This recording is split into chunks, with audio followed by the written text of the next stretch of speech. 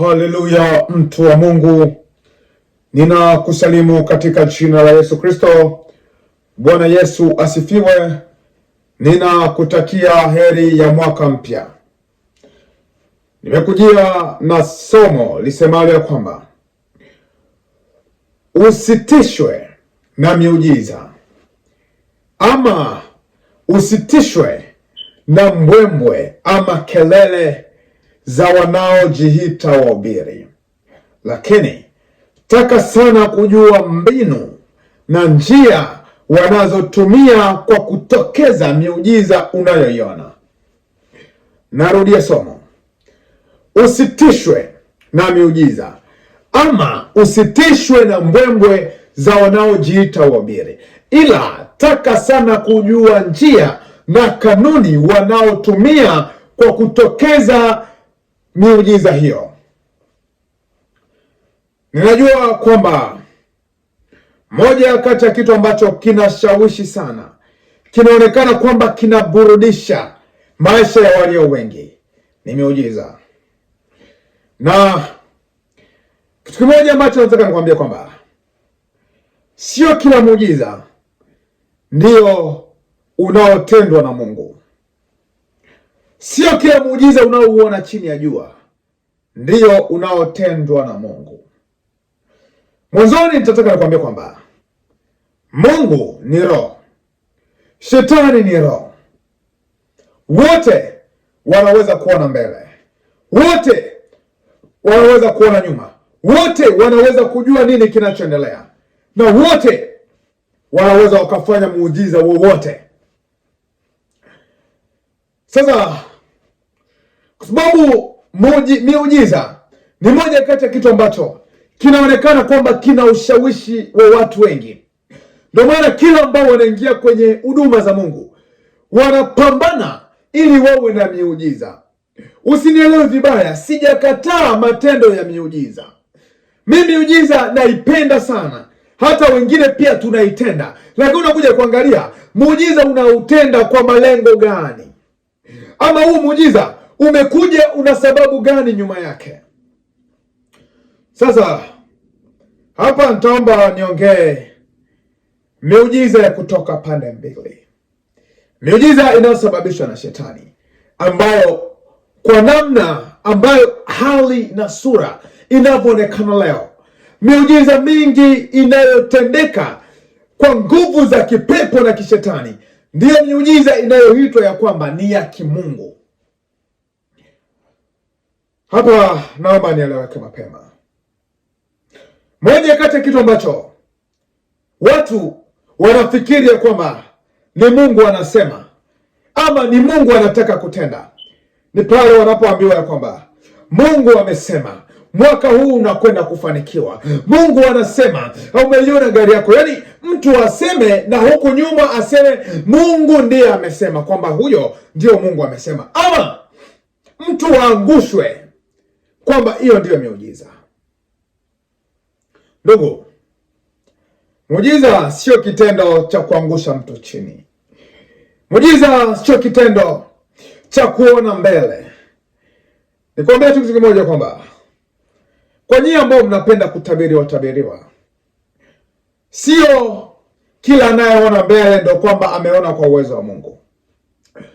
Of course, moja kati ya kitu ambacho tunajua mnakitamani sana, mwende mahali ambapo mtaambiwa nini kinachowafaa kutenda katika future, ama nini kinachotokea katika future. Lakini zaidi ya yote, usije ukajidanganya ya kwamba yeyote anayeona mbeleni ni wa Mungu. Naomba nikwambie, shetani ana uwezo wa kuona mbele. Shetani ana uwezo wa kutambua kitu gani kinachokwenda kutokea. Ndio maana walio na madawa ya kienyeji, haya madawa ya uchawi haya, ukimpangia ramani yoyote, ukienda nyumbani kwake unamkuta hayupo. Kwani amejuaje huyo? Kitu kimoja ambacho nataka nikwambie kuhusiana na ulimwengu wa roho. Ulimwengu wa roho ni ulimwengu uko wazi, hakuna siri huko. Kwa maana kimwona mhubiri yoyote anasema yeye ana siri, yeye anajua vingi, hapana. Huyo labda ana ajenda zake zingine. Ila kwa Mungu Ulimwengu wa roho kabisa ni ulimwengu wa wazi, hakuna siri. Sasa shetani ana uwezo wa kuona nini kinachoendelea huko, na ana uwezo pia wa kukutabiria na kukuambia ni 1, 2, 3, 4, 5, na ukaona kweli vikatokea. Lakini sio shetani. Nikusomee maandiko, Matendo ya Mitume sura yake ni ya 8 mstari wa 9 hadi 11. Anasema, na mtu mmoja jina lake Simoni hapo kwanza alikuwa akifanya uchawi katika mji ule, akiwashangaza watu wa taifa la wa Samaria, akisema ya kuwa yeye ni mtu mkubwa. Wote wakamsikiliza tangu mdogo hata mkubwa, wakisema, mtu huyu ni uweza wa Mungu ule mkuu. Wakamsikiliza kwa maana amewashangaza muda mwingi kwa uchawi wake. Na maana nimesema dunia inahitaji watu wa kushangaza. Dunia inawataka watu ambao watafanya vitu ambavyo kwa namna moja ama nyingine vinaonekana kwamba ni miujiza. Lakini mtu huyu Simoni mchawi aliwashangaza watu wote wa Samaria kwa kutenda ambayo wao walikuwa yaani ilikuwa sio kawaida yao kuyaona. Ndio maana dunia inahitaji watu wanaotenda mambo ya tofauti, hata kama huo ni ujinga. Ndio maana wengi ambao wanakwenda kuingia kwenye hizi huduma za Mungu, utawakuta moja kati ya kitu ambacho wanakitafuta kwa nguvu ni uwezo wa kutenda miujiza. Sasa wanavitafuta kwenye njia na namna ambayo sio kanuni ya kimungu. Ndio maana baada ya wengi kushindwa kuzipata nguvu hizo, wanaamua kujiingiza kutafuta madawa ya nguvu za giza, ili wawe na nguvu watakazoziita kwamba ni za Mungu, za kuwaaminisha watu. Maana kiasili muujiza una lengo moja tu, uwe muujiza wa kishetani ama uwe muujiza wa kimungu, una lengo la kumfanya mtu aamini kile ule mtu anayetenda miujiza anachokitenda, na kumwaminisha, yani kumbadilisha nia yake kwamba aamini huu muujiza unatokana na kitu fulani. Yani muujiza ni evidence ya nguvu iliyo ndani ya mtu yule. Sasa maana kitu ambacho naomba msitisho nacho kabisa, mchawi anaweza akafufua. Ndio maana nawasikiaga wachawi wameua mtu, tena wamekwenda tena kumtoa mtu huyo, wanamtembeza usiku, wanaanza kumkunguta fimbo. Huo ni muujiza ambao wachawi pia wanatenda. Kwa hiyo isikushangaze miujiza, mtu wa Mungu. Ndio maana Biblia inasema ya kwamba siku za mwisho watatokea manabii wa uongo ambao watatenda miujiza mingi hata kuwapotosha wateule wa Mungu. Moja kati ya ambacho kisikustue siku hizi ni miujiza. Sasa najua wengi tunatamani kutendewa mambo ambayo ni kama sio rahisi kuyaona, ni kama haya tungekuwa nayo yangekuwa heri. Kwa maana pande zote ukizunguka kwa wanaojiita mitume na manabii, wameshawachimbia na mashimo ya kusema kwamba hiki ni kisima cha maji ya upako, ukipita humo ndani, sijui wengine wanakaa tu ni kuombeana. Ndugu wa kimungu wanajiombea wala sio kuombewa. Nitakuja nikwambie kwenye sehemu ya pili huko. Sasa basi, naomba nikwambie 95% kama si 99 ya mambo ambayo Mungu anaweza kuyatenda, shetani pia anaweza. Wakimsoma Ezekieli vizuri 28:12, utaangalia uwezo aliopewa shetani na vyote alivyopewa shetani yuko navyo, lakini anavitumia kinyume na mapenzi ya Mungu. Vyote ambavyo Mungu alikuwa anampea shetani, uwezo na maarifa yote aliyokuwa akipewa shetani, wakati aliposhushwa alishuka navyo hapa. Ndio maana tunaambiwa kwamba ukiwa ni mwanadamu wa kawaida usijiloge kumchokoza shetani. Shetani kutoka Mungu ni shetani. Yaani kutoka Mungu na mwanadamu aliye na Mungu ni shetani.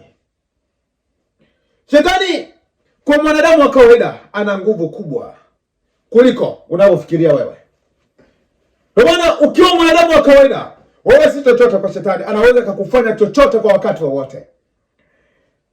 Sasa ninajua kuongea hapo ni kwamba matendo ya miujiza hata wa shetani wanayatenda, kwa sababu shetani alipotupwa duniani akunyang'anywa hiyo akili ambayo Mungu alikuwa anampea.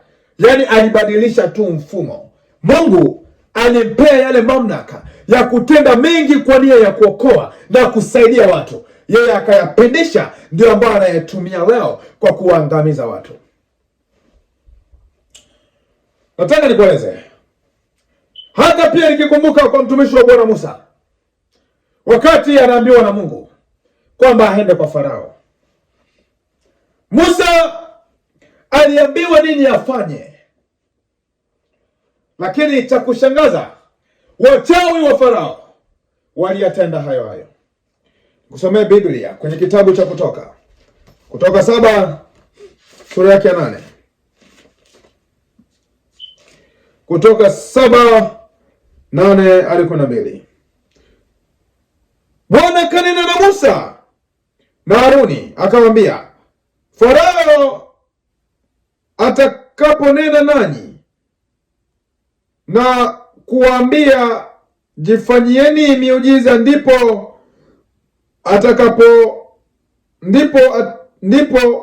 utakapomwambia Haruni, shika fimbo yako ibwage chini mbele ya Farao ili iwe nyoka. Basi Musa na Haruni wakaingia kwa Farao, wakafanya hivyo kama Bwana alivyowaambia. Haruni akaibwaga fimbo yake chini mbele ya Farao, mbele ya watumishi wake, ikawa nyoka. Ndipo Farao naye akawaita wenye akili na wachawi na waganga wa Misri, wakafanya hivyo kama kwa uganga wao. Sikiliza maneno haya. Mungu anamwambia Musa, mtakapokwenda mbele za Farao, mwambie Haruni ya kwamba achukue fimbo, atakapoitia chini, hiyo fimbo itageuka kuwa nyoka. Na walipofuata hayo maelekezo, Farao naye aliita wachawi, waganga na wenye akili. Alipowaitao akawaambia nao wakafanya hayo hayo. Na ukiangalia mengi hapa kwenye kitabu cha Kutoka, utakwenda kukuta mengi walioyatenda akina Musa na Haruni, wachawi wa Farao waliweza kuyatenda. Nimekuja huku kutaka kukuonesha kwamba usije ukastushwe na miujiza inayoendelea. Na kibaya usifurahie kule kuambiwa kwamba nimeiona kesho yako no. Furahia kwa vile unavyozidi kuona uwepo wa Mungu unazidi kuendelea ndani yako. Yaani unazidi kujisikia ile fahari na ile nguvu ya Mungu inazidi kukuongoza wewe. Unajua ndugu, moja kati ya watu ambao wanaishi kwa kuyajua mengi hapa duniani ni wachawi. Ndio maana wana kiburi. Ujawahi kujiuliza kwa nini Yesu ambaye mimi ninayemsoma ni jitu ambaye mimi najua tu kwamba alikuwa na kiburi ya hali ya juu.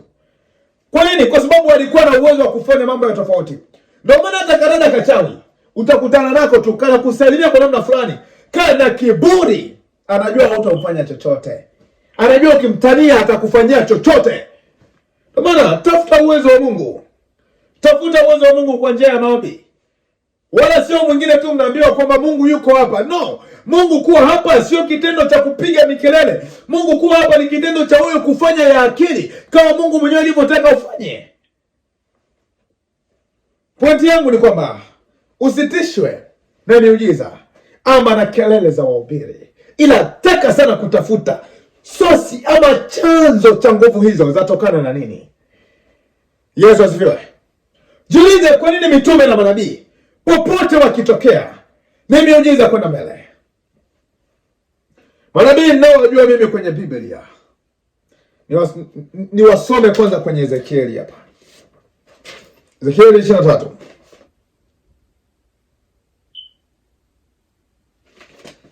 Ezekieli 23. Manabii ninaowajua mimi kwenye Biblia Ni manabii ambao waliona mambo ambayo nitakwenda kuyasoma hapa. Ezekieli 23:20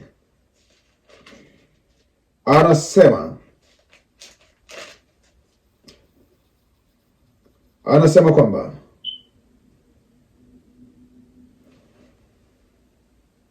Yeremia samani msoma Yeremia 23:20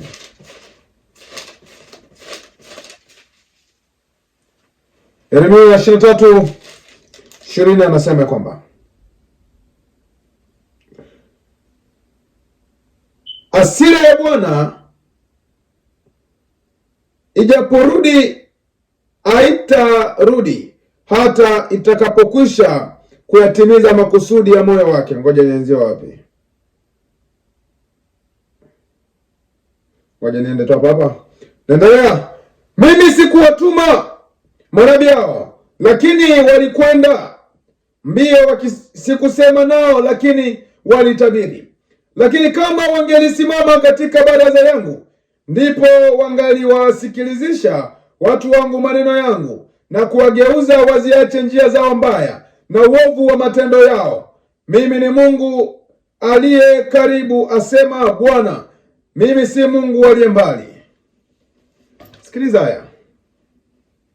Yeremia anasema kwamba yeye hakuwatuma manabii hao kwa sababu wenyewe hata kama wajasema na Mungu wanasimama haraka, wanasema nimeota ndoto. Bwana, neno fulani hapa nitafuta, nimeota ndoto. Manabii wajaribu kusema kwamba maisha haya ni maisha ambayo wanayoishi wao kwa mapenzi ya Mungu. Yesu asifiwe. Kwa basi ninachotaka kuongea ni kwamba niruke shina ngapi hapa? Mimi ni Bwana wala si mbali. Je, mtu yeyote aweza kujifanya mahali pasiri nisimwone? Asema Bwana. Je, mbingu na nchi hazikujawa nami? Asema Bwana.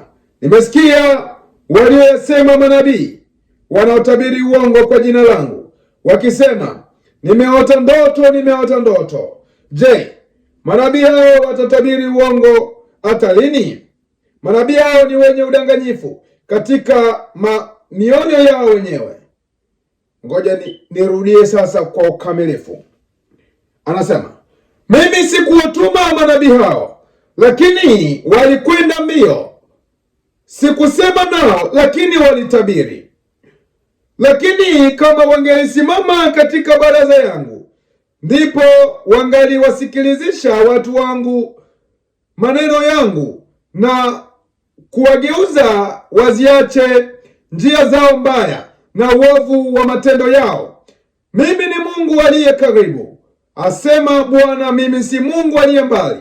Je, mtu yeyote aweza kujificha mahali pasiri nisimwone?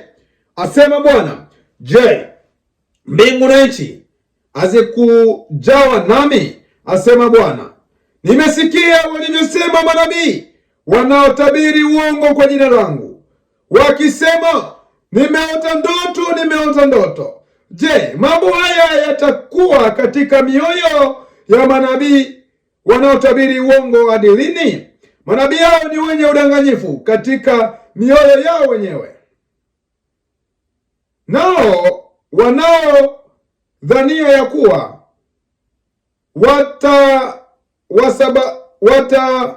watawasaulisha watu wangu jina langu kwa ndoto zao wanazomdhia kila mtu na jirani yake, kama vile baba yao walivyolisahau jina langu kwa ajili ya Baali. Nabii aliye na ndoto na aseme ndoto yake, na yeye aliye na neno langu na aseme neno langu kwa uaminifu. Makapi ni kitu gani kuliko ngano? Asema Bwana. Sikiliza maandiko hayo. Ajua ni maneno magumu ambayo sio rahisi kueleweka katika kizazi cha sasa. Biblia inauliza, maneno hayo ya uongo yatakaa vinywani mwa manabii mpaka lini? Unajua kinachoendelea leo ni nimeonyeshwa. Kwa maana niliwahi kuzungumza kwenye klipu kadhaa. Kinachoharibu kweli huduma ya Mungu ni maono pamoja na manabii. Watu hawataki kutafuta uso wa Mungu. Ni mwendo tu wa maono. Ndugu, kama Mungu anaonesha, shetani naye anaonesha. Kama Mungu anatenda miujiza, shetani naye anatenda miujiza. Simoni mchawi hapa aliperform miracle, hadi akawafanya watu wote waliokuwepo Yerusalemu waje wamshangilie. Watu wote wa Samaria wote walikuja kumwangalia alivyokuwa anatenda miujiza Simoni mchawi. Najua dunia inahitaji mtu wa miujiza. Ndio maana watu wanapambana wawe na chochote kile cha kimiujiza, kama ni kujipachika kwenye kunena milugha ili tu waonekane kwamba wana miujiza. Lengo watu wanatafuta miujiza waipate wapi? Ndio maana pande zote utakuta yote anayetokea ana miujiza. Sijakataa miujiza, ila mimi najua muujiza nilionao pekee ni wa kumtoa mtu dhambini. Ndio maana Biblia hapa imesema, mimi sikuwatuma manabii hao, lakini waliinuka wakaanza kuongea na watu wangu. Wanawadanganya watu wangu. Manabii hao ni wa uongo. Ndio maana mmeanza kutabiriwa miujiza tangu mwaka hadi mwaka wa kung'aa, mwaka hadi mwaka wa kutoka. Mwaka umeisha hujafanikisha chochote, na hata kama umefanikisha bado kina majuto. Ni kwa sababu Mungu wa kweli hawezi kumpa raha mwenye dhambi. Sasa nafikiria kwamba ujaribu kuangalia chanzo cha miujiza unayoona imetokana na nini.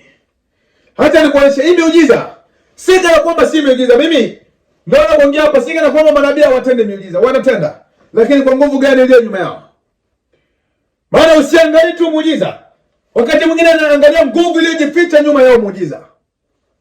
Sasa nimeota ndoto. Ni mwendo wa ndoto na mwendo wa maono.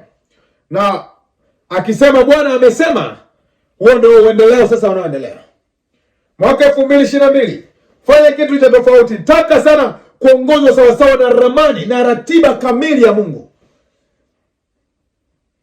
Sasa nitaendelea mbele kwa kusema kwamba muujiza wote wa kimungu unakuja tu kwa kuweza kukamilisha ile nguvu ya utendaji iliyo ndani ya Mungu, ili watu wake waweze kusimama sawa sawa. Na kuna vitu ambavyo vinaendelea kwenye makanisa haya. Kuna manabii na mitume ambao wanafuga watu mle ndani ili kuwaombea. Yaani nabii anahakikisha anafuga kanisa la watu wengi, ni mwendo tu wa kuwaombea. Ndugu, Mkristo kweli hafai kuombea, anafaa kuombea. Mkristo kweli hafai kuombewa, anafaa kuombea. Unafaa kujiombea na kuombea wengine wasioamini. Miujiza sio kwa ajili ya watu wa Mungu, sio kwa ajili ya mtu ambaye amekwisha tayari kuokoka. Maana lengo la muujiza wa Mungu ni kumfanya asiyeokoka aokoke. Labda akiziona zile nguvu anaweza akaokoka. Na kama umekwisha tayari kuokoka, uhitaji muujiza, wewe unahitaji tu kufuata maelekezo. Narudia, muujiza ni kwa ajili ya watu ambao bado hawajaokoka. Ama maombezi ni kwa ajili ya watu ambao hawajaokoka. Kama tayari umekwisha kuokoka, kinachokufanya kitu kimoja tu: kufundishwa uelekeo wa kimungu ili uweze kuishi katika njia zake. Sasa leo makanisani kwetu kuna makanisa ambayo yanajaza watu kuwaombea tu. Mitume na manabii wanajaza watu pale ili kuwaombea tu. Utakuta kila Jumapili ni show ya kuangusha watu. Ndugu, ndio maana manabii wa zamani utamkuta hata mmoja ambaye alikuja akachunga kanisa. Wote walikuwa ni watu wa kuagizwa. Kwanza walienda kuishi maporeni baada ya kuona makanisani hapaeleweki. Nabii akiingia mjini ana taarifa. Nabii akiingia mali ana taarifa. Akina Yohana walikuwa ni mijitu ambayo iliamua kuishi porini, lakini walifuatwa na watu. wakamsikiliza yeye. Aliwaambia kwa habari ya gani? Aliwaita kizazi cha nyoka.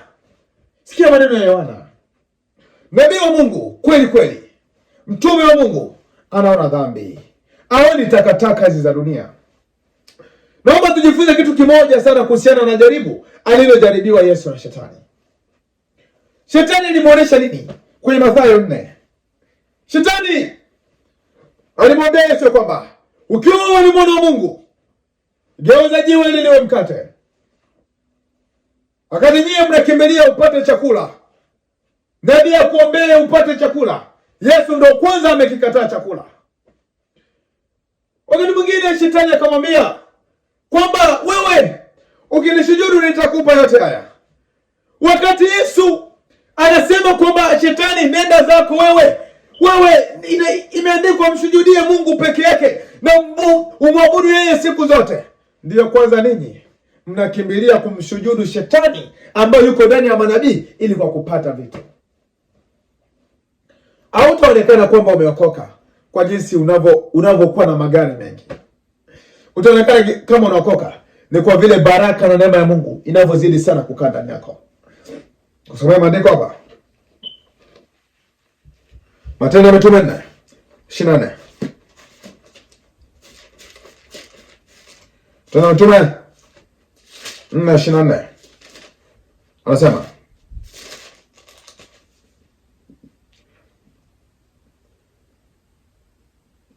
nao waliposikia wakampanzia Mungu sauti zao kwa moyo mmoja, wakisema, Mola, wewe ndiwe Mungu, ndiwe walifanya mbingu na nchi na bahari na vitu vyote vilivyomo. Nao walinena kwa Roho Mtakatifu kwa kinywa cha nabii cha baba yetu Daudi, watumishi wako. Mbona mataifa wanafanya ghasia na makabila wanatafakari ubatili? Wafalme wa dunia wamejipanga na wakuu wamefanya shauri pamoja juu ya Bwana na juu ya Yesu na juu ya Kristo wake. Sikiliza haya. Nilipokuwa na lenga ni walimpanzia sauti. Hawa ni wanafunzi. Hawa wanampanzia Mungu sauti. Hawa kwenda kuombewa. Unajua hawa pale kina Petro hawa, baada ya kukungutwa vya kutosha, wamepata vipigo vya kutosha, wamefungiwa, hawakuja wakaanza kuombewa na wenzao. Baada tu ya hiyo ripoti kutoka hiyo kwamba huku kuna 1, 2, 3 iliyoendelea, walimpazia Mungu sauti.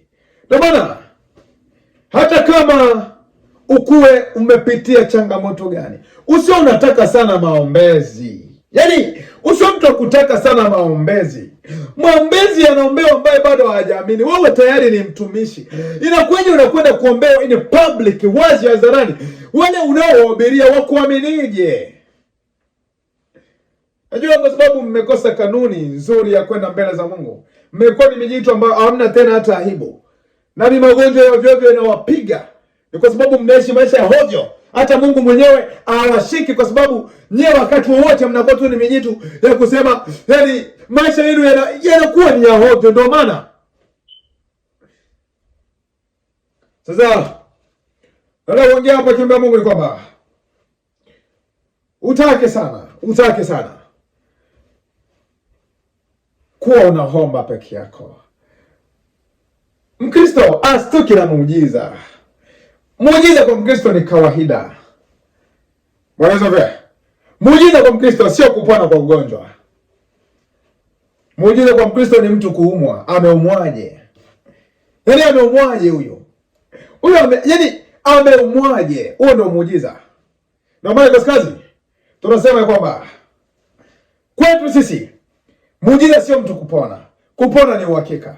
Ila muujiza kwetu ni kuona mtu anazidi kufuatia ibada na bado anaendelea kuwa mgonjwa. Najua kuna ambao mnajiita walokole wa miaka. Mna miaka kadha tangu muokoke.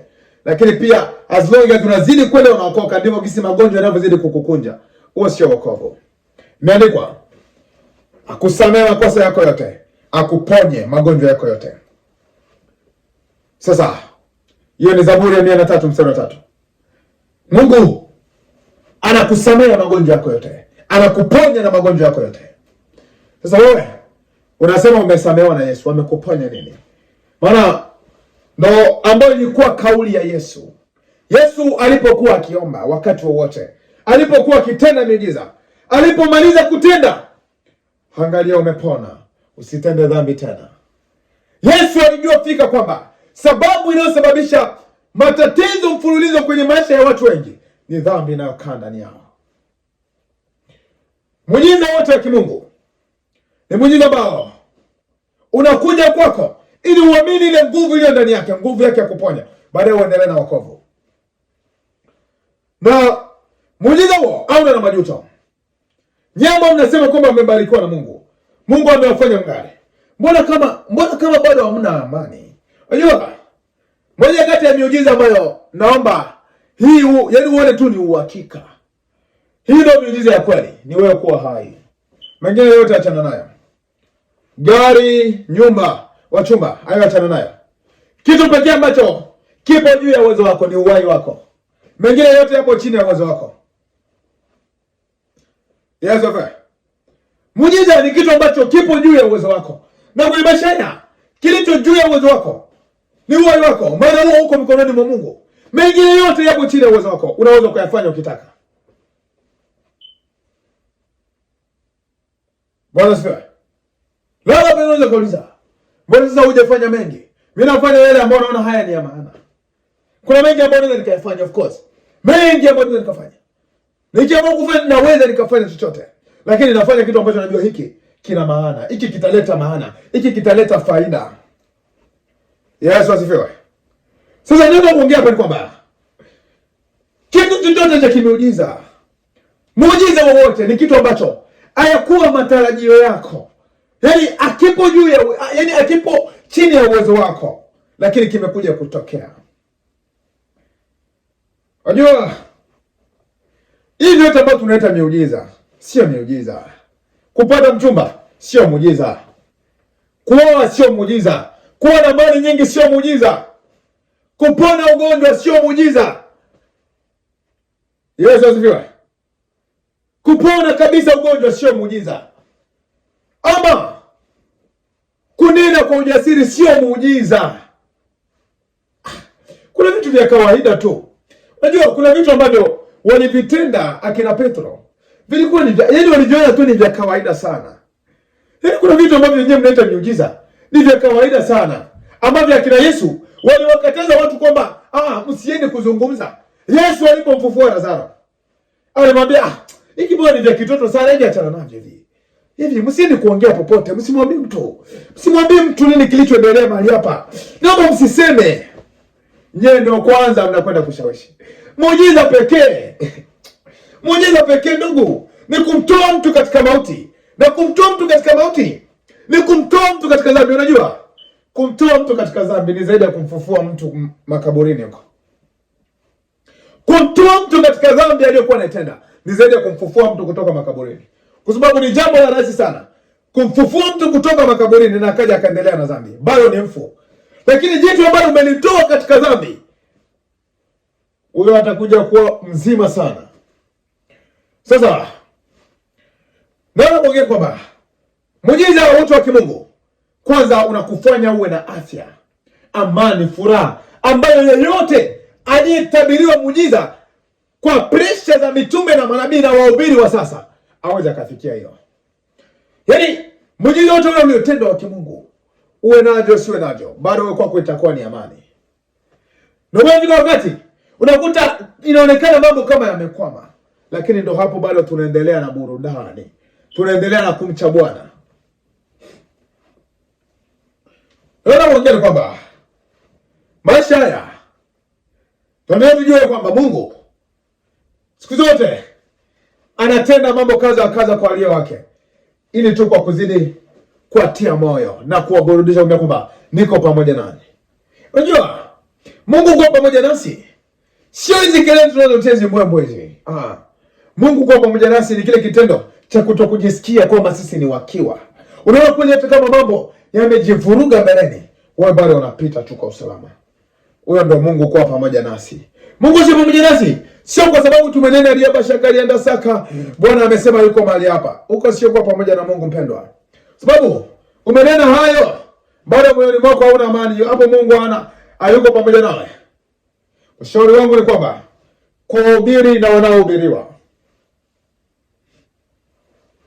Nataka niwaambie miujiza ya kipepo imetamalaki pande zote, ambayo leo inaitwa ni miujiza ya kimungu.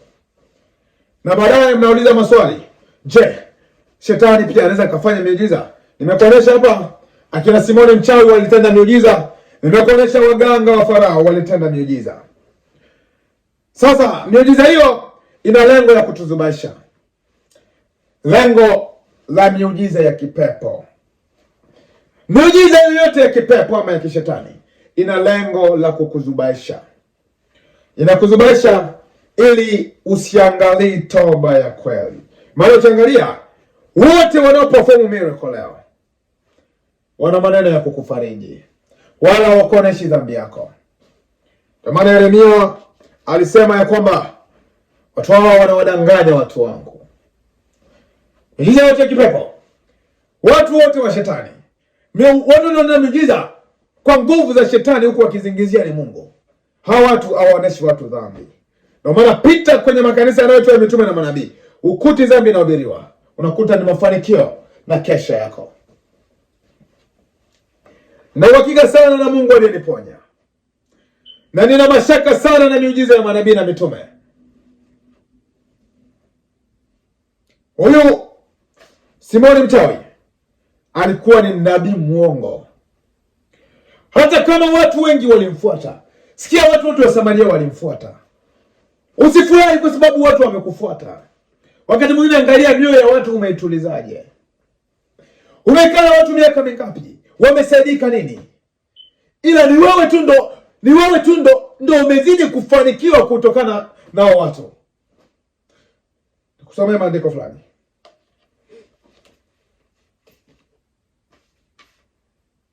Zaburi 103:7.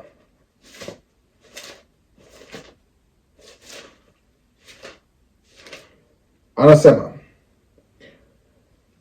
alimjulisha Musa njia zake, wana wa Israeli matendo yake. Hapa nachotaka kuongea, ushauri wangu ni kwamba aliyeokoka kweli afai tena kuonesha miujiza. Aliyeokoka kabisa anafasa kuoneshwa njia. Yesu Kristo katika Yohana 14:6 anasema kwamba yeye ni njia, kweli na uzima. Mtu hawezi akaenda kwa Baba bila kupitia kwake. Mtu wa Mungu anafaa kufundishwa njia. Njia ni mahali pa kupitia. Njia ni kanuni ya maisha. Uishi kwa namna gani ili uweze kumpendeza sasa Mungu. Mtu hahitaji tena muujiza wote, hahitaji tena unabii wote. Anachohitaji sasa ni kufuata maelekezo ya kimungu, kwamba unafaa ufanye hiki hapa, unafaa uvuke hivi, unafaa uvuke pale. Unajua manabii wanaenda level ya juu zaidi, wakati kuliko kwanza kuwafundisha watu njia. Sababu njia sio mahali pa kuruka hivi. Njia unaenda hatua kwa hatua, unakanyaga hatua kwa hatua. Ndio maana inaitwa njia. Lazima upite hapo ndani. Njia sio kana kwamba unaruka. Njia mnapotoka ni kutoa watu, baada ya kuingia kanisani tunaenda mbinguni na tunaenda kufanikiwa. Hiyo sio njia inayosaidia watu. Hiyo ni njia inayopeleka watu katika maangamizo tu. Zaidi ya yote ninachokuomba, wewe mtu wa Mungu, Musa alizijua njia za Mungu, wakati wana wa Israeli walijua matendo ya Mungu. Matendo ya Mungu ni miujiza ya Mungu. Walikula mana jangwani, lakini Mungu aliishia kuwamaliza wengi wao. Na maana si ajabu wengi wao ambao mnasema kwamba ni Bwana ametenda, bado kuna shida inayoendelea hapo mbeleni. Nafikiri ni kwa nini? Biblia inasema kuna wengi ambao walikula mana jangwani, lakini Mungu hakufurahiwa nayo. Kwa nini? Hawakutaka kuifuata njia, kanuni ya kimungu. Unaweza ukala vya Mungu, lakini Mungu akaja akakutimua mbeleni hapo. Kuna watu ambao Mungu anawafunika kwa kavuli kadogo ili muweze kuzidi kuamini kwamba Mungu huyu anaweza. Lakini kwa kadri mnavyozidi kwenda mnafunikwa na kivuli ama neema ya Mungu, ndivyo kiburi ninavyozidi kuota ndani yenu. Somo langu ni usitishwe na miujiza ama na mbwembwe za wahubiri ila taka sana kujua nguvu iliyo nyuma ya miujiza hiyo. Muujiza wa kimungu unafanyika tu mara moja. Kitendo cha kukutoa katika dhambi. Umeingia hapa. Hapa ni kufuata kanuni. Kanuni ya kimungu. Njia hii tunayopitia ni njia ambayo inahusisha mambo matatu makuu. Mungu alipoumba mwanadamu, alimpa agizo moja: kaa katika bustani ya Edeni, uilime na kuichunga. Hiyo ni kazi ya mikono. 2 ni maombi ambayo Yesu mwenyewe alisema kwamba siku za mwili wake alimtolea sala na dua na kulia sana. Na 3 ni neno ambayo kina Paulo tunaona walihubiri siku nzima, asubuhi na jioni, hadi usiku wa manane. Hiyo ndio maisha, na walimsifu Mungu sana. Mtu wa Mungu, kuna mambo matatu tu muhimu kwenye maisha yake: fanya kazi ya mikono, omba maombi mengi, abudu Mungu. That's it. Yes, that's right. Ibada, kazi pamoja na maombi. Fundisha muda mrefu, fuata kanuni hiyo, utakuta unafanikisha mambo kadha wa kadha kiurahisi sana. Ninajua kwamba 2022 miujiza mingi itaendelea kutokea. Watu mtadanganywa, watu mtapotoshwa, na kama gizi Paulo alivyomwambia Timotheo kwamba watu upendao kuishi maisha ya utaua watateswa, lakini watu wadanganyaji hao wataendelea na kuzidi kuwapotosha wengi. Nikwambie, chukua tahadhari mpendwa. Jua maisha gani yanayokufaa kuishi. Tangu ulipoanza kuambiwa miujiza, umefanikisha nini? Umetokeza nini? Na japokuwa umefanikisha vingi, je, vina amani nyuma yake? Miujiza ya shetani ina majuto nyuma. Ina majuto. Utasikia ni kweli umenunua gari, lakini bado moyo wako unakusuta ya kwamba hapa sio mahali husika. Mimi ulimwengu ninaongea. Tuliambiwa mengi, tulioneshwa mengi, tulitishiwa mengi, lakini kama tumevuka hapa kwa sababu ya kanuni na uweza ambao Mungu ameutia ndani yetu. Mimi sina mengi. Hii ni sauti ya mtu aliaye toka nyikani. Anasema, itengenezeni njia ya Bwana, nyosheni mapito yake. Amen.